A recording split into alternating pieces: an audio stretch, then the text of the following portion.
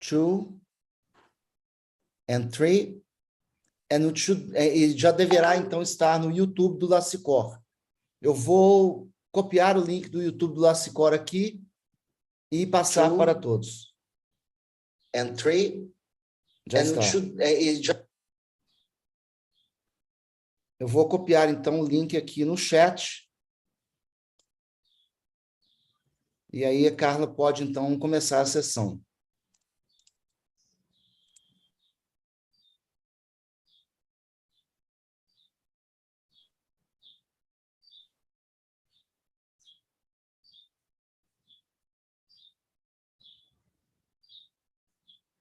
Tá mais um minutinho. Uhum.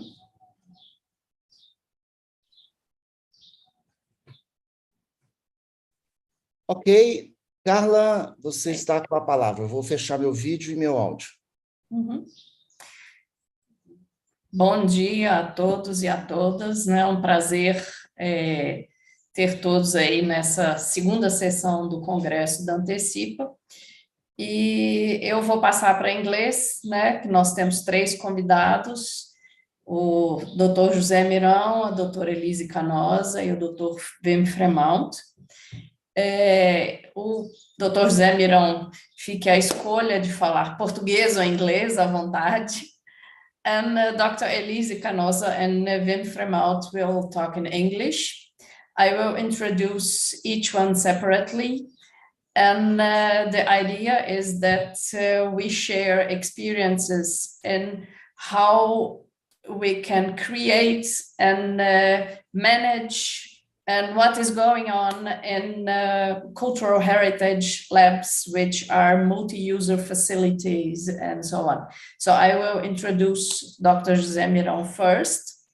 And then we'll have Dr. Elise Canosa and then Dr. Wim Fremont, and time for questions in Portuguese or in English. So I hope it will generate a nice discussion.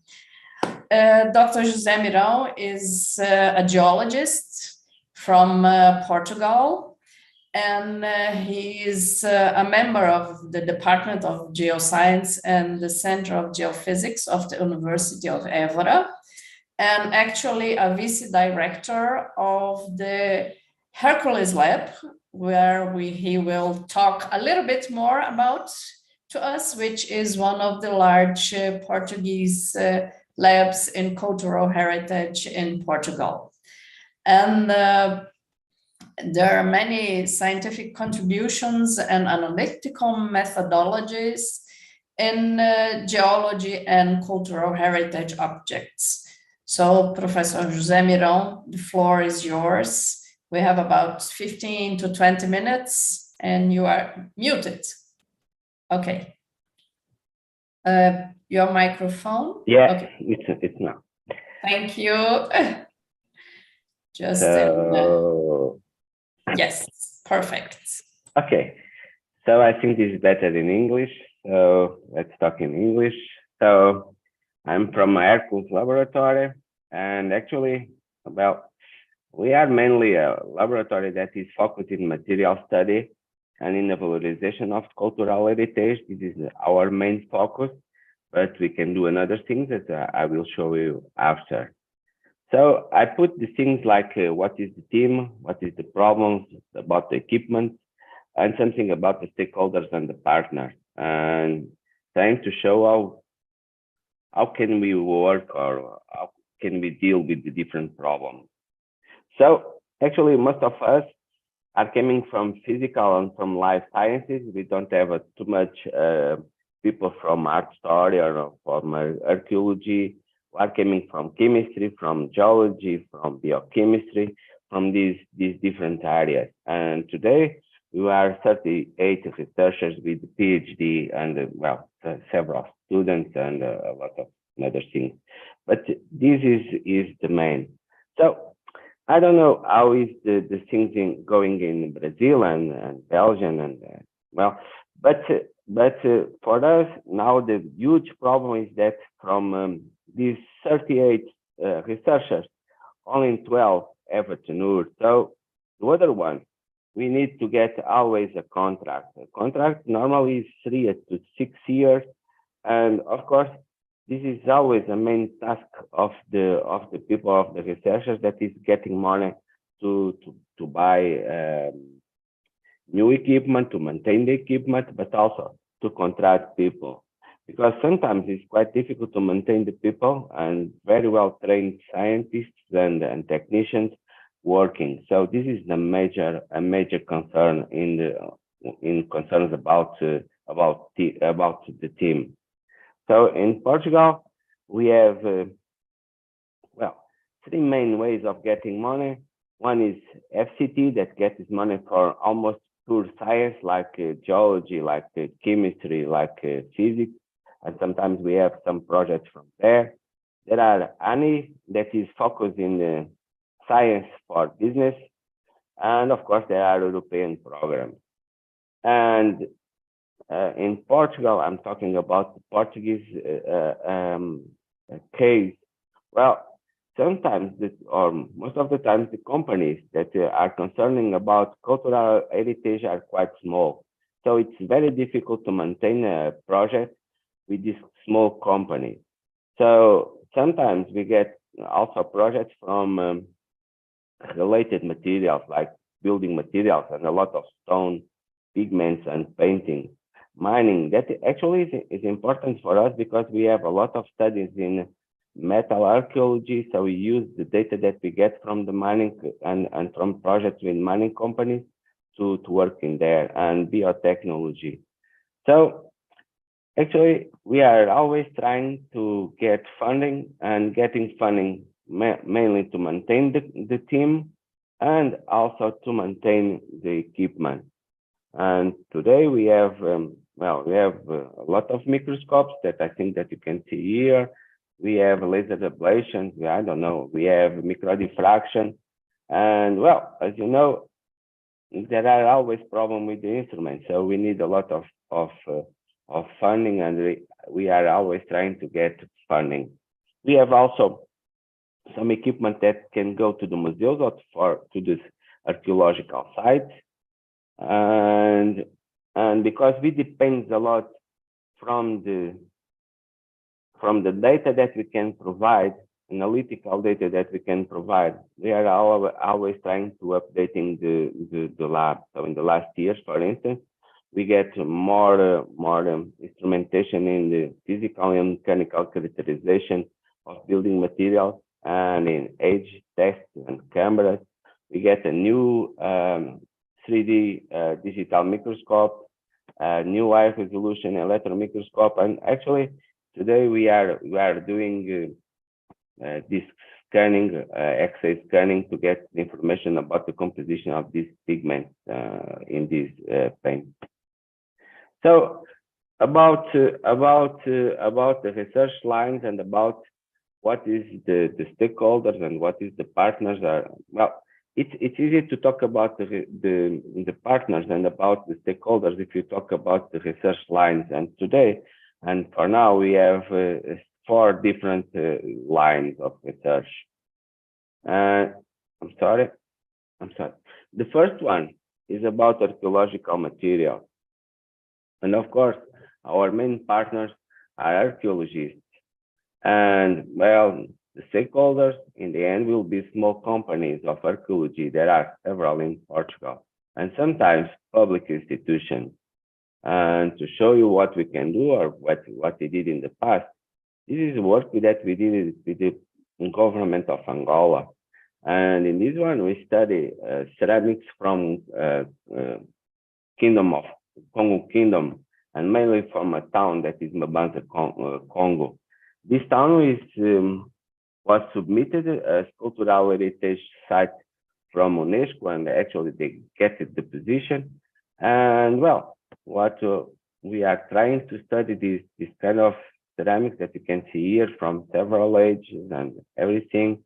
We did a lot of use a lot of analytical instrumentation. We did 6 sections of the ceramics, as you can see here.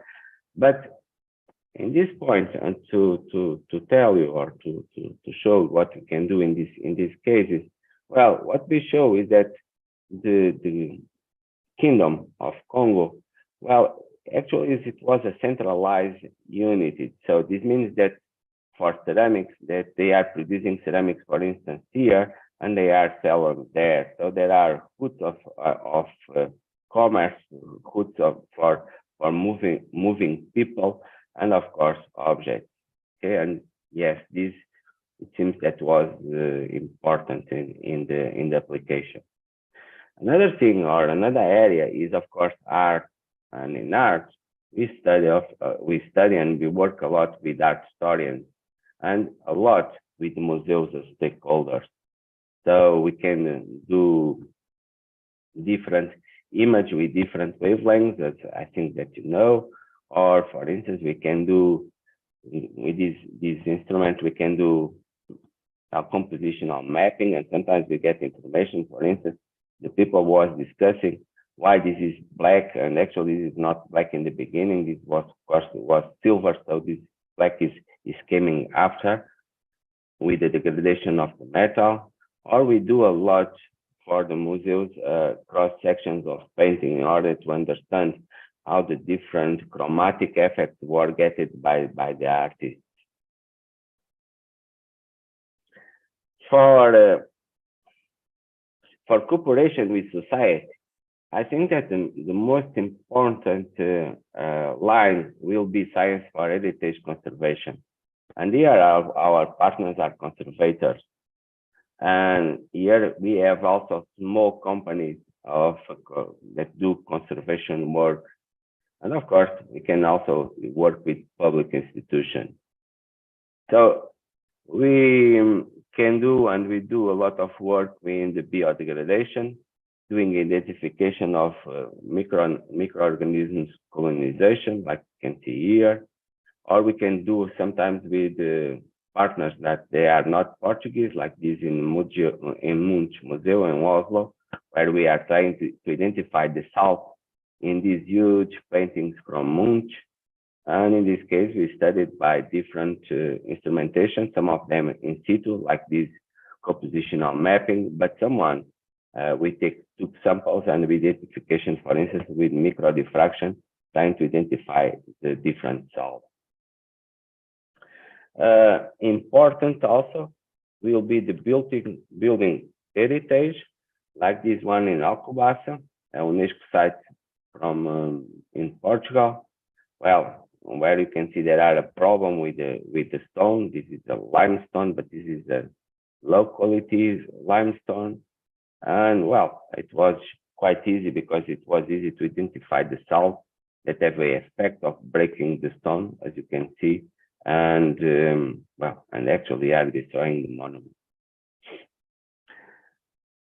For future, we have a lot of hope in the new line about new material for cultural heritage.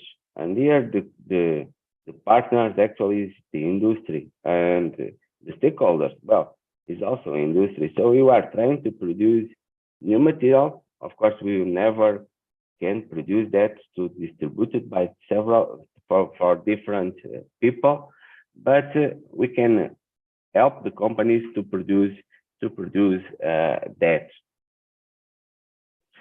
So we have projects now trying to get new coatings for protecting stone from the water, and water is a huge problem for the stone in monuments.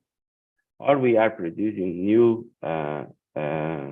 nanomaterials in order that we can produce also protect also the monuments, and mainly by protecting mortar and stone like limestone that are quite important in Portugal, in the buildings in Portugal. And well, is that I have to tell you today. I think that I took the 15 minutes, and well, is that. Thank you. Thank you very much. That was really a very broad survey of what you have. And maybe we go over to Dr. Elise Canosa and then to Wim Fremaud, and we take the discussion after you all three have presented. Thank you. Thank you. I will introduce Dr. Elise Canosa, is working on a heritage laboratory at the Swedish National Heritage Board.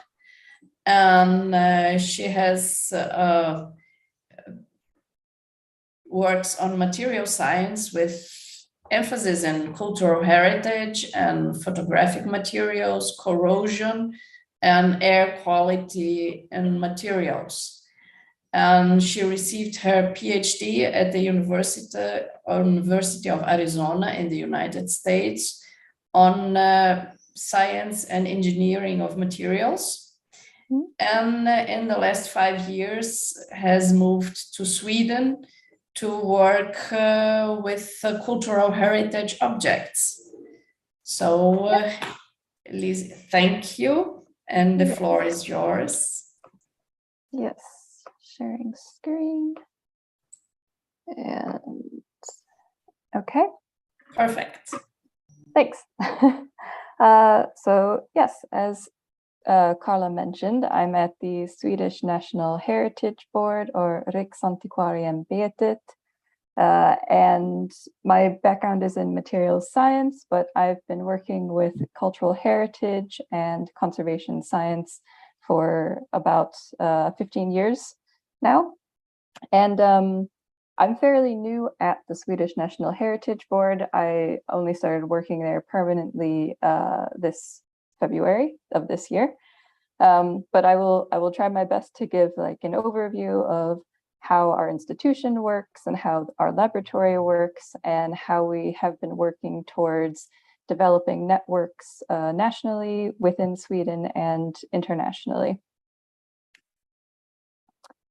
So the Swedish National Heritage Board is a government agency, and it works to promote and work with the preservation, the use, and the development of cultural heritage throughout Sweden. So our main motto, or our main vision for the Heritage Board, is Alla tänker i tid, which kind of translates to everyone thinks through time. So what we mean by that is that everyone has the possibility to employ a historical perspective on the past, present, and the future. And everyone has access to our shared cultural heritage. So the Swedish National Heritage Board is one of Sweden's oldest government agencies. I believe it is the second oldest after the tax agency, which is the oldest. And we have a number of different locations. So our main locations are in Stockholm, which is the capital, and then in the town of Visby, which is located on the island of Gotland in the middle of the Baltic Sea. We also have some smaller locations, so we have some historic buildings that we manage, and we also have a storage facility that's intended for the state museums. But overall, all of these locations, we have about 280 employees. So the department that I am in is called the Department for Cultural Heritage Development, and this department is entirely located in Visby. And we are about 50 employees separated into 3 different units. And we have a range of expertise, a range of knowledge within this department. We all work with very different things. So of course we have people that work with scientific analysis like myself. And we also have people that work with building exhibitions, with human remains, with collection management, built environment, archaeological sites, runes. So it is a really broad spectrum of the kind of work that we do. But in general, what we primarily do is we provide advice and guidance for institutions throughout Sweden. So we work with things that are kind of that occur broadly throughout Sweden. So say we can provide advice and guidance on how to deal with human remains, for all institutions in Sweden. So these institutions don't individually have to like do this work by themselves. We also help to coordinate and promote conferences and workshops and training sessions for institutions within Sweden. And we work to develop networks both internationally and nationally. And we do research in our laboratory. One thing that we do not do is practical conservation work. So the Heritage Board used to provide practical conservation work as a service within Sweden, but about 15 years ago, there was a government directive that we would not provide practical conservation work anymore, and we would primarily focus on coordination and guidance. So as I mentioned, I work in the Heritage Laboratory, which is within this department in Visby. And this laboratory, it's a central facility for interdisciplinary collaborations within heritage science. And there are only 7 of us that work full-time in this laboratory. But one of the main activities that we have is what we call a guest colleague project concept. So essentially every year we put out a call asking people to submit proposals for projects that they would like to do either in collaboration with us or if they would like to access our facilities in some way. And all of these projects, they have to be kind of under the umbrella of heritage science in some way. So if the call is accepted, then we can provide access to the applicants free of charge, and our time for the collaboration aspect is also free of charge. So we actually get quite a range of people applying for this guest colleague project, ranging from researchers at universities to conservators at museums to historians and students that are pursuing conservation degrees. And this really helps us to network throughout Sweden and to get an idea of the different kinds of research questions that are being asked within collections and within, say, universities throughout Sweden. So the main fields that we work with in our laboratory is conservation science research. We also do testing of new materials that are being developed for conservation practice. We also do technical art studies and documentation of cultural heritage using different kinds of photographic and imaging techniques. And we do have a range of equipment for both organic and inorganic analysis and different kinds of microscopy techniques.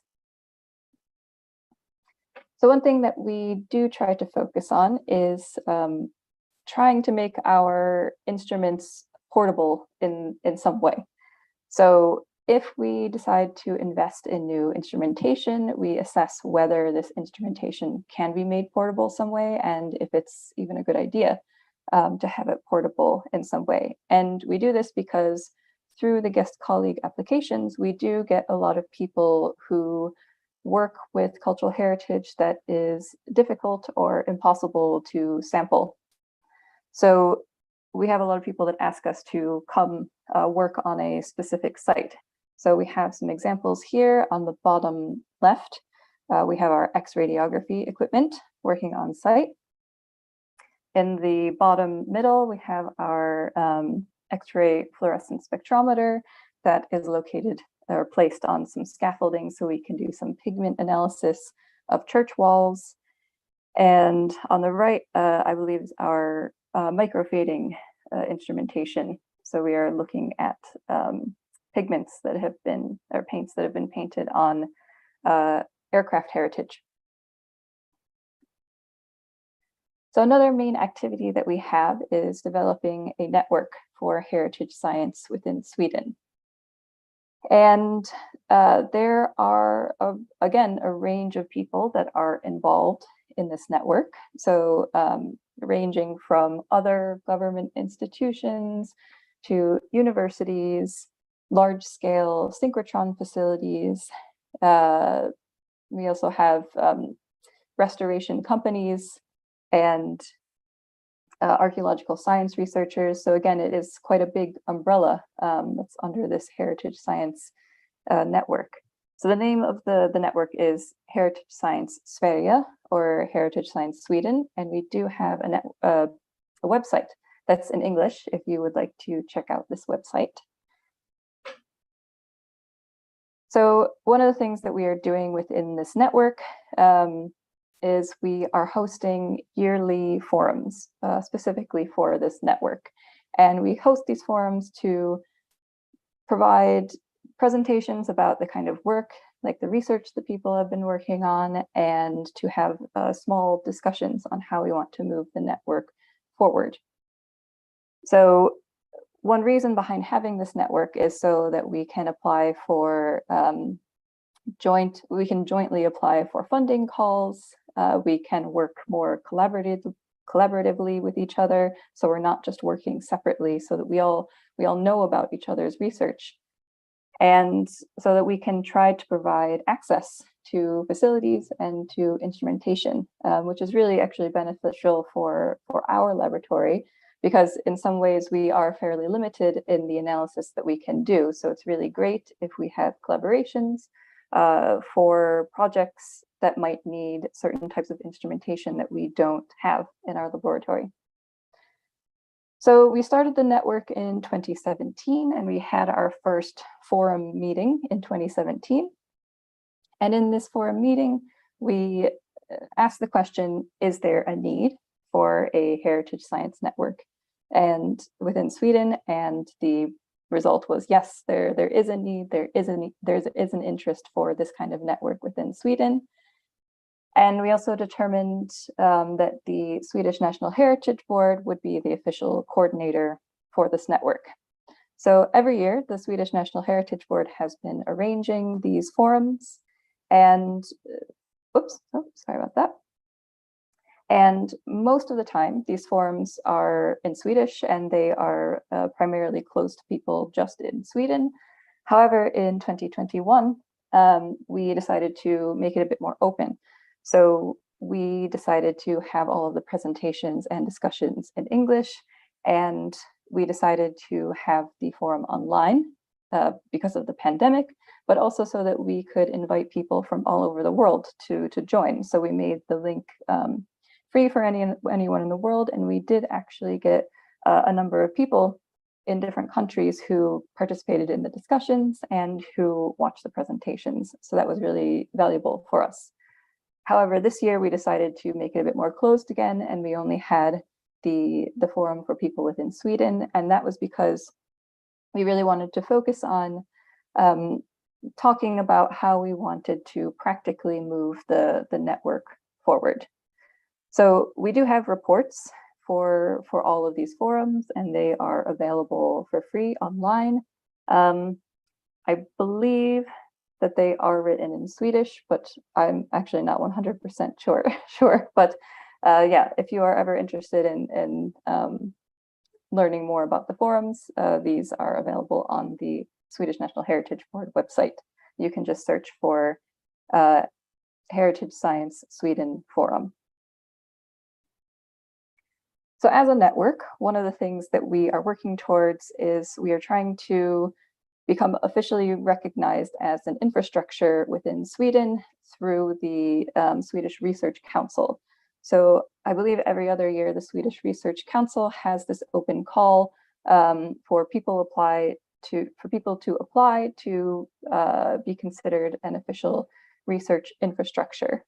And if you are accepted as an official research infrastructure through this call, then you can you have the possibility to provide a budget and the possibility to receive funding from the Swedish government and from the Swedish Research Council. So we have been applying for this through our network for a few years now, and unfortunately we have not been accepted yet as an official research infrastructure. But I have heard from other people who have been going through the same process for different fields that this does take many, many years of refining your application and applying again and again. So this is something that we have been working towards. On an international scale, we have been involved in Hyperion HS, and we are also observers of IRIS. And I just wanted to briefly describe some projects that have come through our laboratory through the Hyperion HS project. So one project is in collaboration with the University of Gothenburg, the Swedish National Museum, and the Institute of Electronic Structure and Laser in Greece. And it focuses on these very intricate, delicate silver objects that are in the National Museum collection that are covered with coatings that were applied in the previous century. And unfortunately, the silver is corroding beneath the coating layers. And so researchers at the University of Gothenburg have been looking at different ways of removing these coatings using different kinds of green solvents and also laser cleaning, and kind of assessing how appropriate these cleaning methods are for these very detailed, intricate silver objects.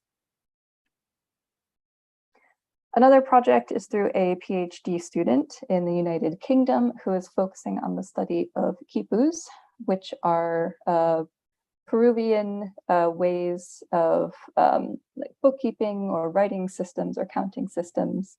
And she's coming from the anthropological side of research, but she's also very interested in the material makeup of these quipus. So understanding the different kinds of dyes and pigments that are present and the different types of fibers that were used to make these quipus, and understanding how the materials that make up the quipus can contribute to a better understanding of the objects themselves. So she has been traveling to different countries that have quipus in their, to museums in different countries that have quipus in their collections, and also going to different laboratories to do material analysis of these different quipus. And finally, another project that we had recently are some researchers from Italy in archaeological sciences that are studying Bronze Age daggers, and they want to understand the alloy composition of the daggers and how this alloy composition informs us about how the daggers were made.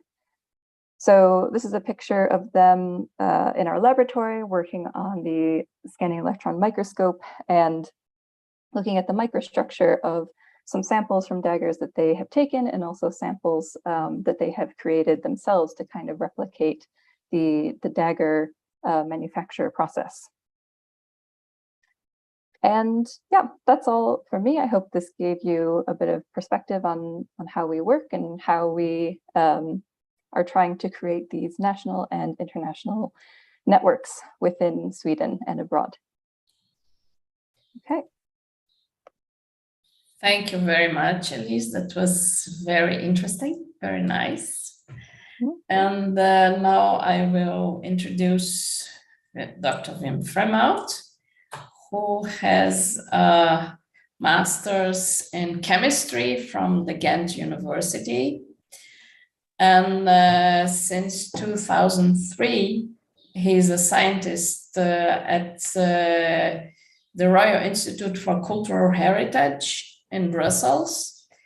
And in 2014, he got his PhD also in chemistry in a collaboration between the Ghent University and the Royal Institute for Cultural Heritage.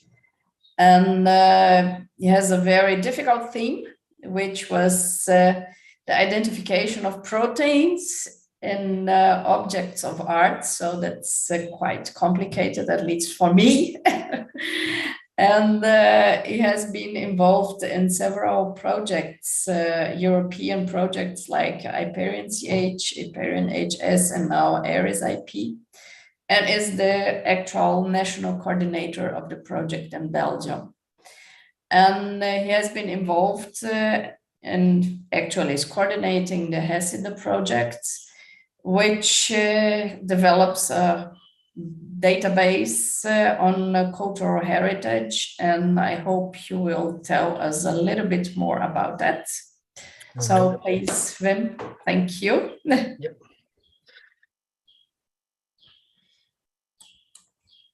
Thank you for the introduction, and good morning to everyone.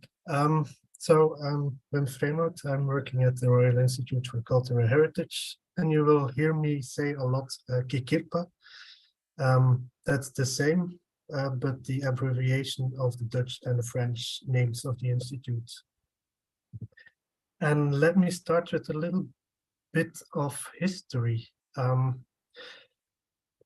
On the picture, you see Paul Koremans, the founder and the first director of the Institute. And I have to correct Luca Pesati, who mentioned in his slides yesterday that the Institute was founded in 1957. It's actually in 1948, when Kikirpa became an independent research institute. Before, it was part of the Museum of Art and History in Brussels.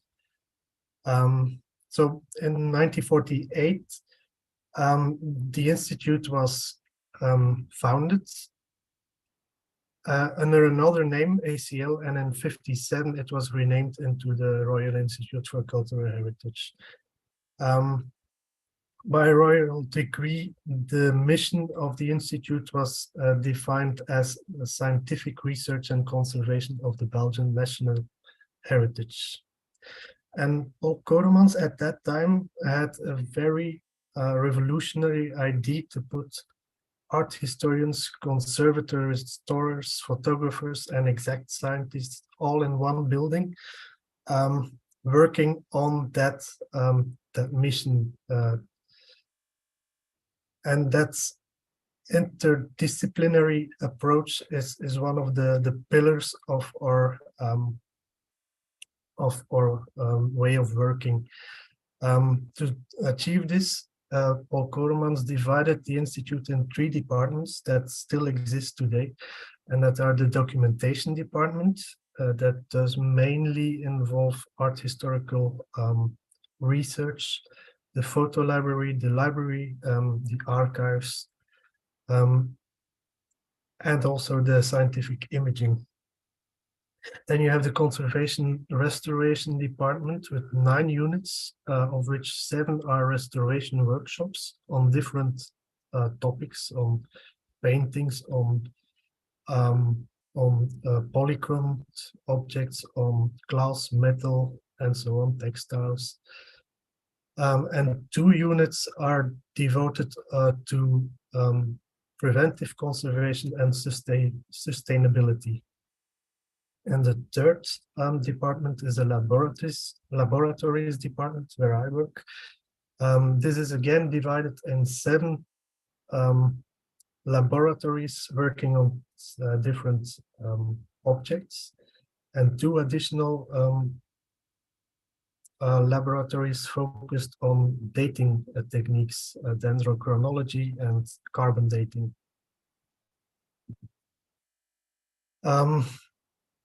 Today, the Institute has about 130 people working in it.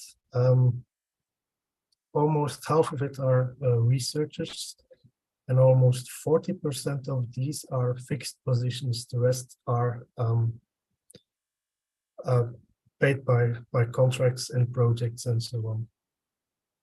So we have a lot of different disciplines, from art historians to chemists and photographers, and we all work on the same goal, and that's our interdisciplinary research and conservation of the national heritage.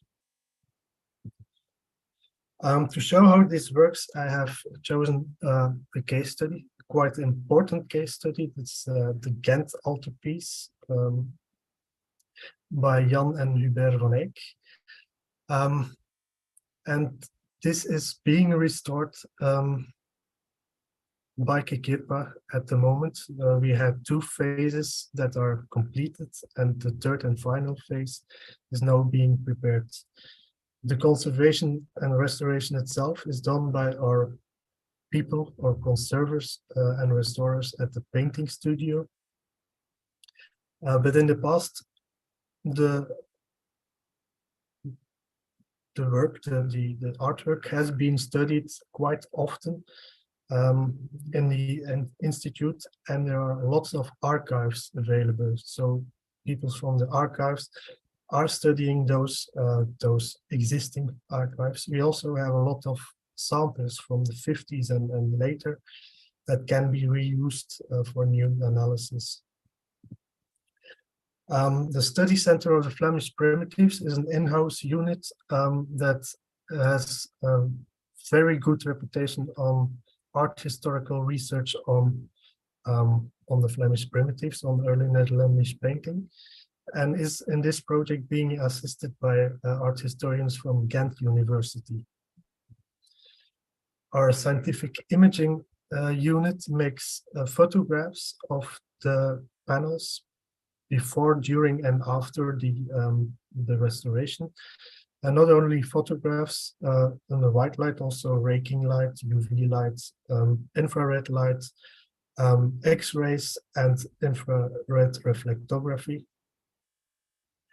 The new measurements and also measurements on the old samples are being done by the polychromy lab and the painting lab in which I work. And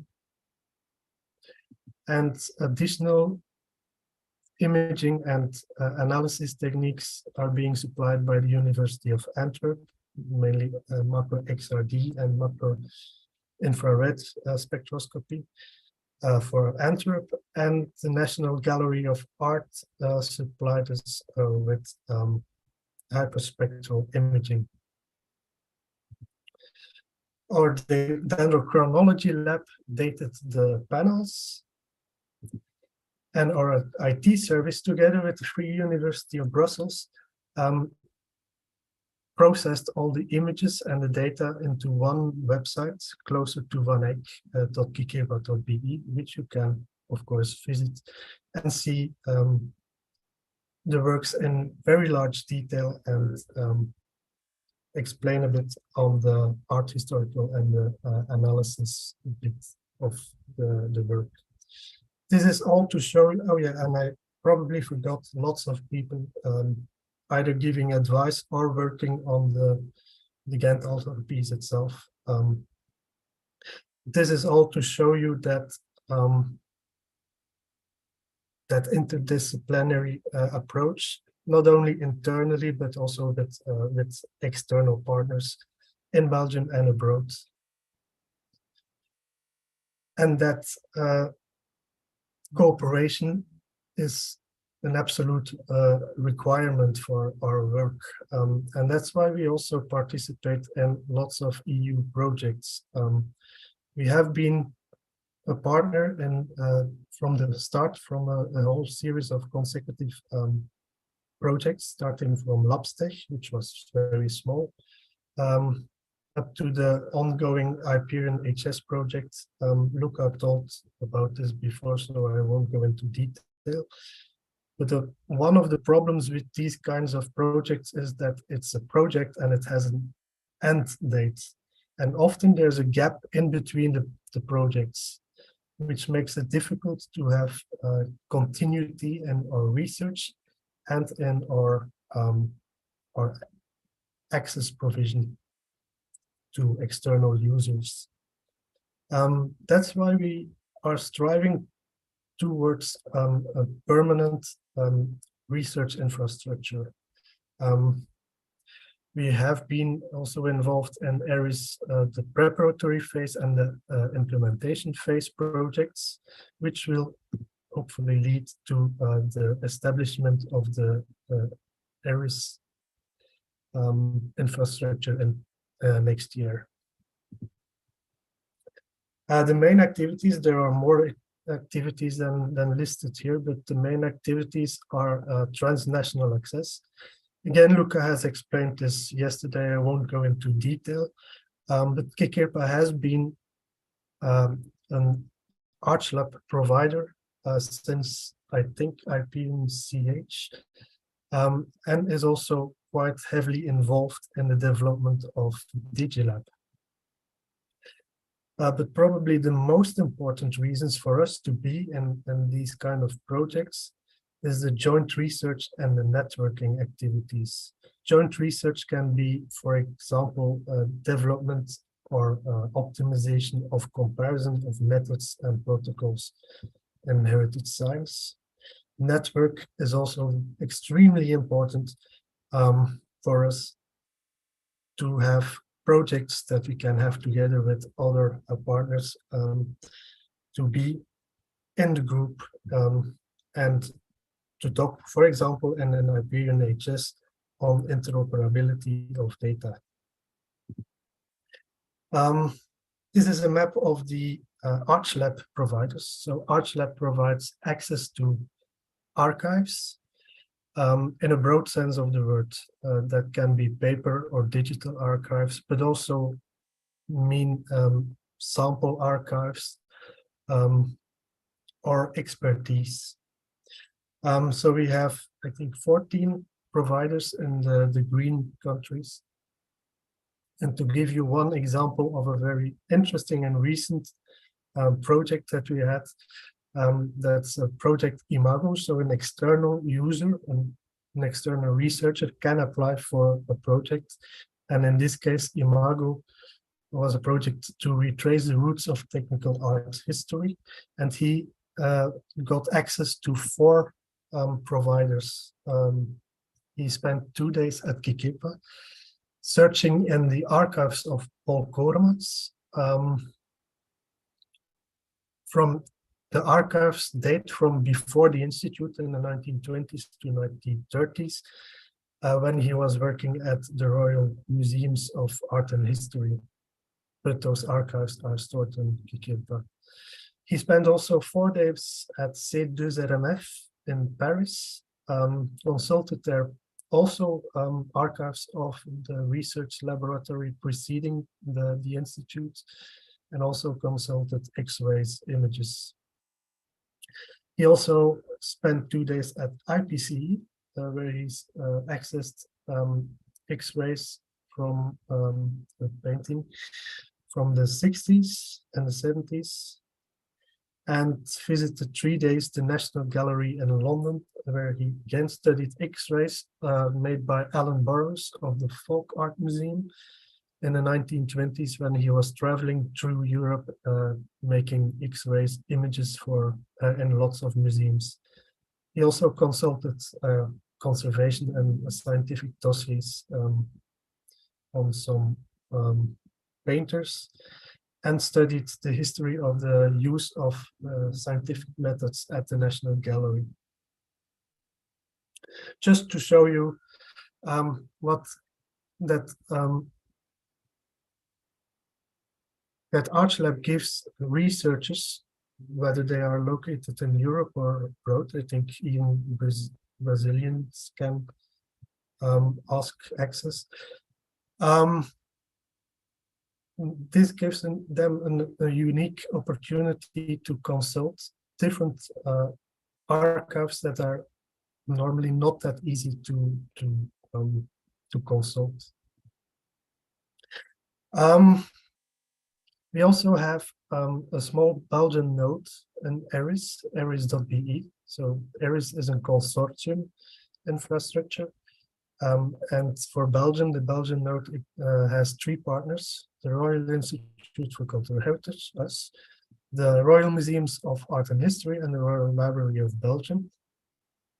Unfortunately, we receive no structural funding for this node, not now and not in the foreseeable future. The only funding we can get is through competitive calls for project proposals. Heskida is one of those projects. I will talk about this later on. But this makes it difficult to have continuity in the platform. We also have, at this time, I think, no assurance that the federal government will cover the membership fee for ERIS. Because of these restraints, the node is actually quite dormant, and Kikirpa is doing most of the activities in the node. Because of this reason and because of the difficult federal structure in Belgium, we haven't reached out to partners in the regions, to the universities, for example. So this means that while we are working a lot with external partners in Belgium and abroad, there is no structural network at this moment, which is a pity, because it's at the moment much easier to work in European context. Last part of my presentation, I will talk about Heskida, the Heritage Science Data Archive, which is an Eris.be project that I'm coordinating. And since 2013, Kikirpa has a documentary platform online called Ballad. And it contains at the moment mainly art historical and photographic data linked to a database of people and institutions and to our library catalog. The goal of Heskida is to rebuild Ballad and add to it lots of other heritage science data that are stored in our intervention dossiers. So an intervention dossier is opened every time a piece of art is being studied or being restored at the Institute. So these intervention files contain lots of reports by the laboratories and the conservation studios, technical images and scientific images, samples, lab results, and so on. The samples is the documentation of the sampling and the samples itself. And lab results are measurements taken with our equipment, microscopy, spectroscopic techniques, chromatographic techniques, both fixed setups and mobile setups. And the goal is to put all this data linked to the other data sets in Ballad, so researchers can have, through the web interface, access to all our data stored in different data stores. It will not only, Ballad will not only be a website, it will also be an API, an application programming interface, which gives access to other services on the web. An example of this will be Digilab.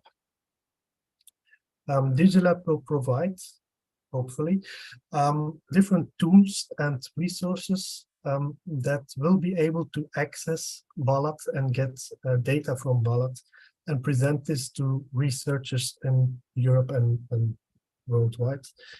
And Ballad is would be one of the federated repositories. The goal is that other countries will also create federated repositories. Ballad will probably be the first, but also in other countries, they have started to build these federated repositories. And the end goal would be that Digilab provides access to digital data in all these federated repositories. The goal of both Heskida and Digilab are to make heritage science fair. And fair means in this context, findable, accessible, interoperable, and reusable.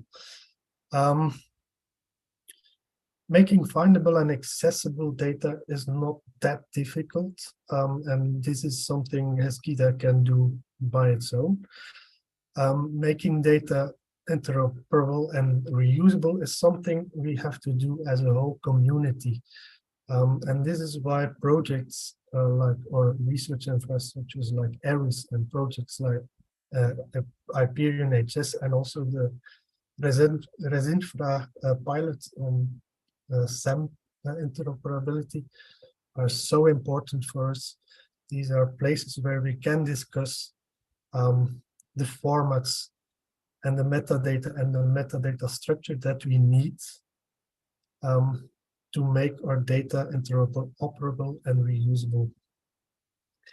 And that's the end of my presentation.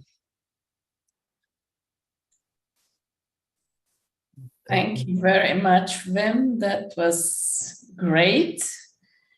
And we can start. If somebody has questions, I will start talking Portuguese and English at the same time. Gente, se alguém tiver perguntas, dúvidas, tá? Pode falar em português, eu tento traduzir para o inglês. Ou se quiserem colocar no questions and answers, também fiquem à vontade.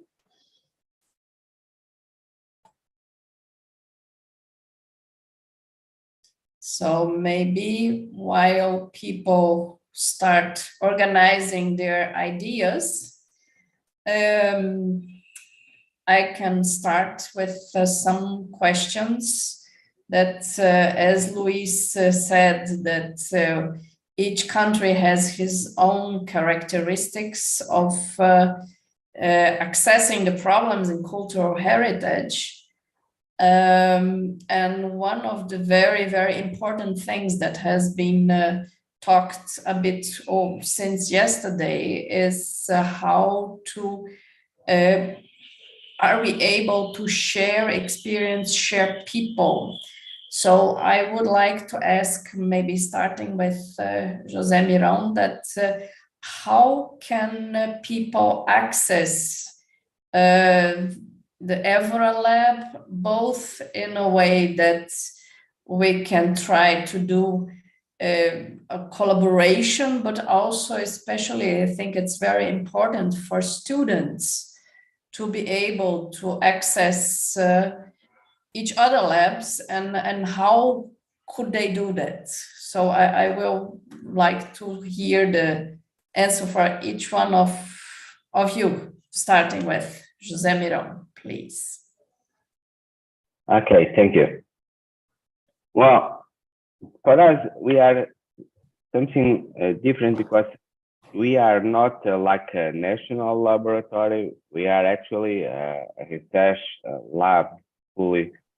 So yes, we have some kind of institutional access, like the ones that in Sweden and in Belgium.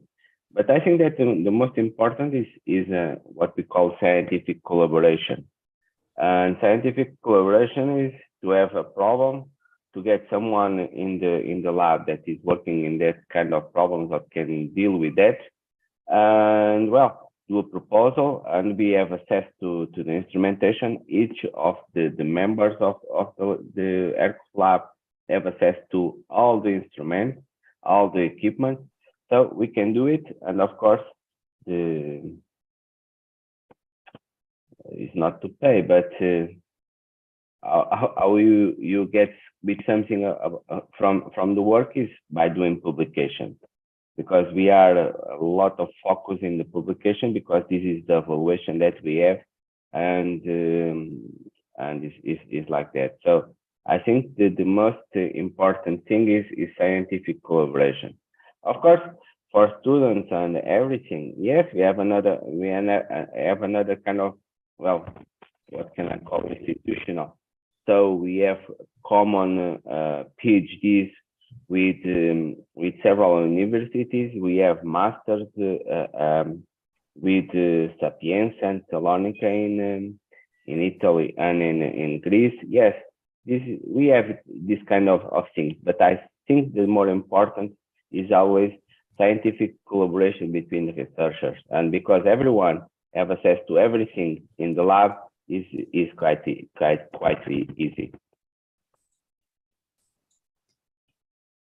Thank you, José Mirão. Elise, please. So yeah, so as far as collaboration with our lab, most things go through this guest colleague application process, with a few exceptions. So those exceptions would be, for example, Erasmus students that come to our laboratory and work for an extensive period of time on their master's project, for example. But I would say most everything besides that does come through this guest colleague project application. And a lot of times when we assess the projects, they don't need to be complicated. They can be very, very simple. They don't have to come to our laboratory. For example, they can just send us samples and we can send the samples back after we've done the analysis.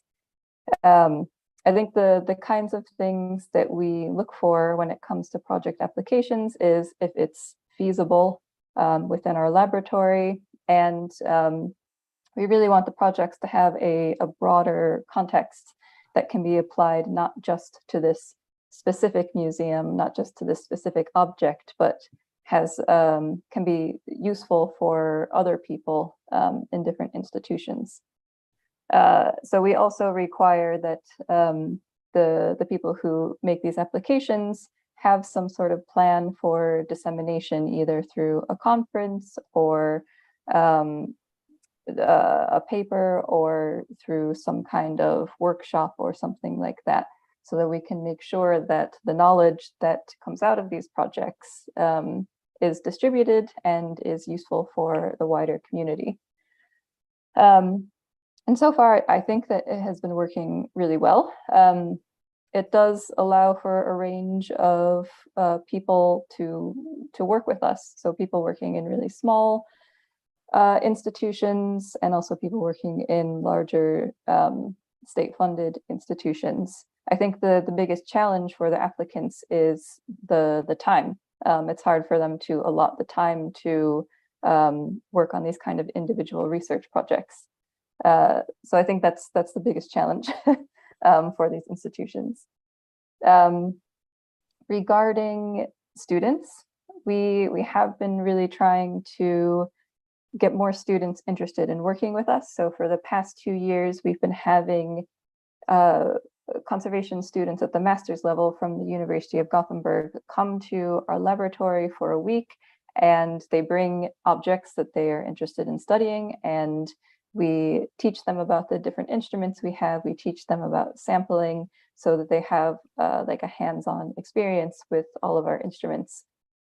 And we want students to apply to this guest colleague application as well. So we try to promote it so that they could potentially use it for their master's thesis or their bachelor's thesis work.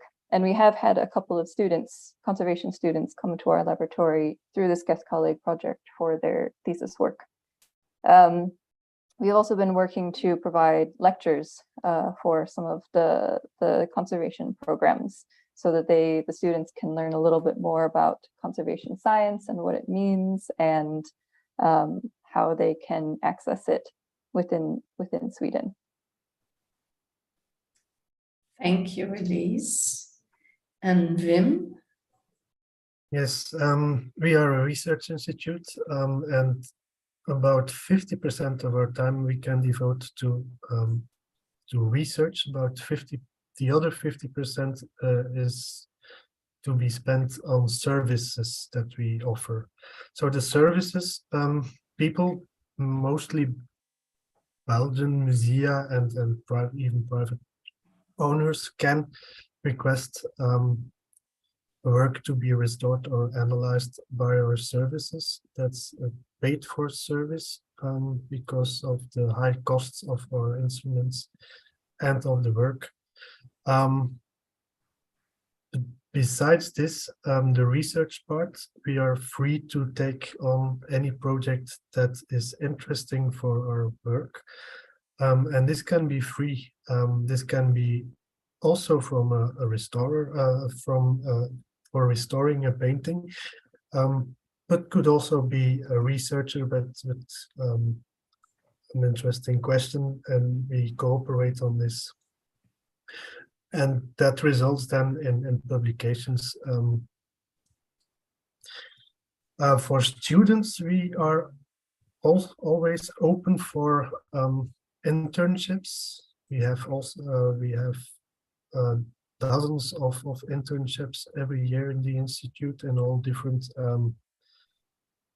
units, and that is something that we care a lot about, to provide students with experience. So we are not bound to any school, but we receive many applications from Belgian and foreign students to spend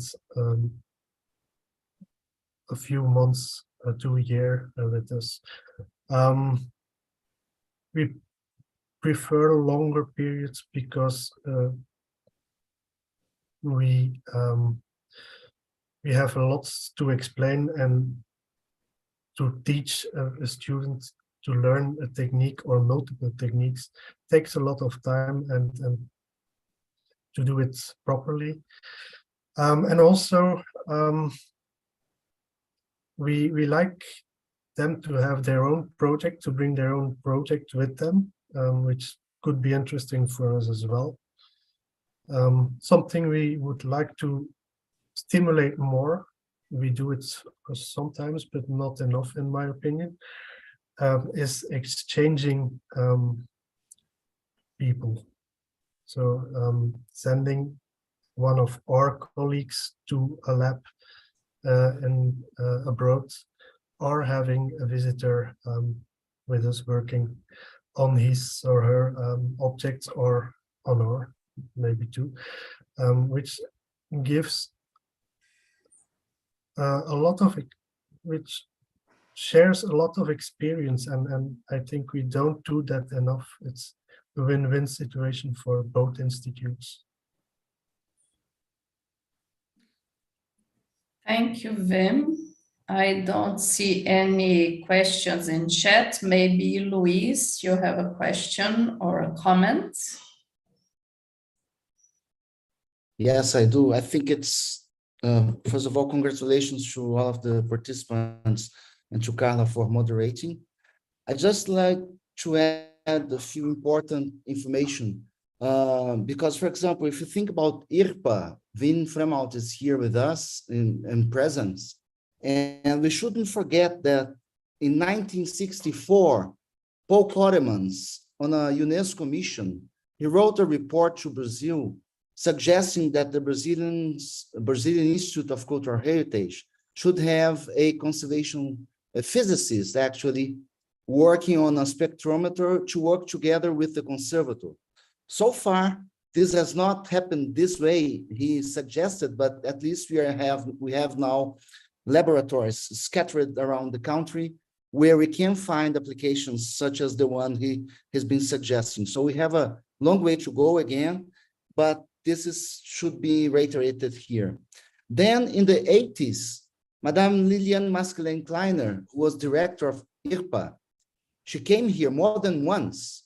And because of the relationship with IRPA, we have at SECOR developed methodology for the restoration of the painted ceiling of the St. Francis Church in Ouro Preto. We've used Moviol as a consolidant, and this is all due to the intense scientific relationship with the IRPA, but at the time I was a student. Then it should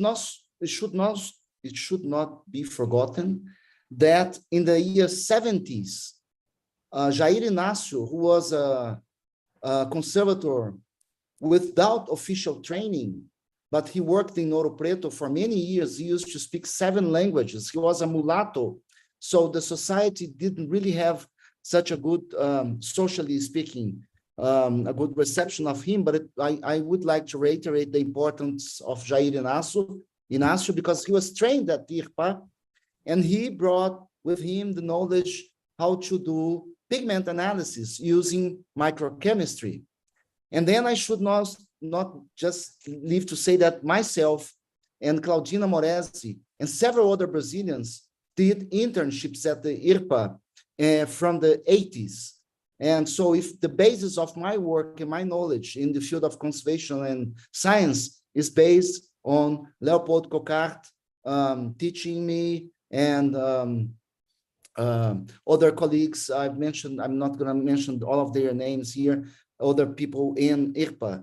And nowadays with Hercules, we have this brand new relationship, which has been lasting since, at least in my case, since 2013, when the Hercules team came to Brazil because of a meeting which was promoted by my colleague and myself, Professor Yaciara Froner. So I'm very glad that we have such a wonderful collaboration with Hercules, that we can send students, that we receive students. We work in collaboration in several fronts. And now I know that Damia and Marcos are on the as attendees.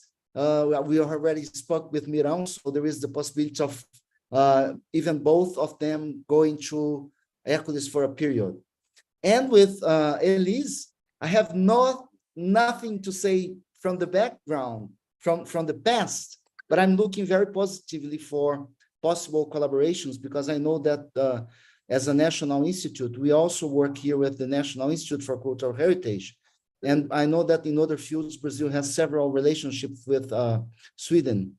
So I'd like to say these words because I think it's important to contextualize. You know, here in Brazil, we always have this, let's say, this habit of saying we are the first, we are the first. So in this case, I gave names and dates, and in many fronts, we are the first. Thank you. Thank you, Luis. I think people are quite shy around, but I think they can enter in contact with you three in the very near future. So we just talked last week, Wim, about the importance of people exchange. I think that's very, very important, especially our young students, not to be shy and to go ahead. And I think collaborative work is extremely important, sharing experience, sharing data, which is one of the subjects of the upcoming workshop starting tomorrow. So that's a pilot project. I'm quite curious what will go on, but I think it will be interesting. So I would just like, we have 3 minutes to finish, oops, and before coffee, and then before the next session and X-ray analysis. And I would like each one of you just for a finishing remark.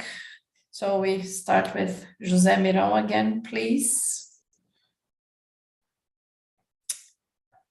I'm sorry. Now I will talk in Portuguese, okay? Perfect. É apenas para agradecer aos colegas do Brasil e as palavras também do Luís, mas mostrar toda a nossa disponibilidade de ajudar no que for possível. Basicamente é isso. Obrigado. Thank you. Elise, please. Sure. I guess, yeah, I think one of the reasons that the Heritage Board decided to have me come to Brazil was to really understand the landscape and to strengthen these possible collaborations for the future.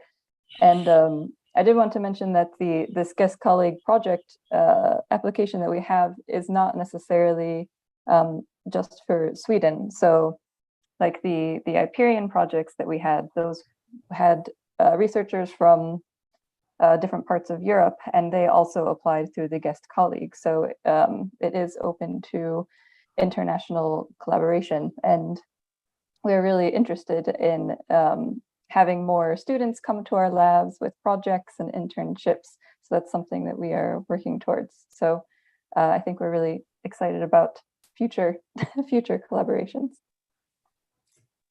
Thank you. And Wim? Yes, I was a bit flattered by the words of Luis. And I just want to tell that we are still doing internships, and we would very much appreciate or be happy to receive people from Brasilia again, and also to see more Brazilian activity in the European projects, because heritage science is not only Europe, it's worldwide, and we shouldn't be limited to Europe. Well, I would like to thank you three very, very much. That was very nice. And let's hope that collaborations start getting a little bit more tighter. So I don't know, Luis, do you have some finishing remarks before of our 15 minutes coffee break? We are all very happy, and I'm speaking the name of all of those ones here in the audience, and also in the Antecipa board. And thank you very much for your contributions. They will, of course, impact the training and the research and the future collaborations we will have. Thank you very much. So thank you, and we will end the session, and in 15 minutes we are back for the next session in the morning. Thank you very much. Okay, thank you. everyone. Bye-bye. Um abraço. Bye. Thank you.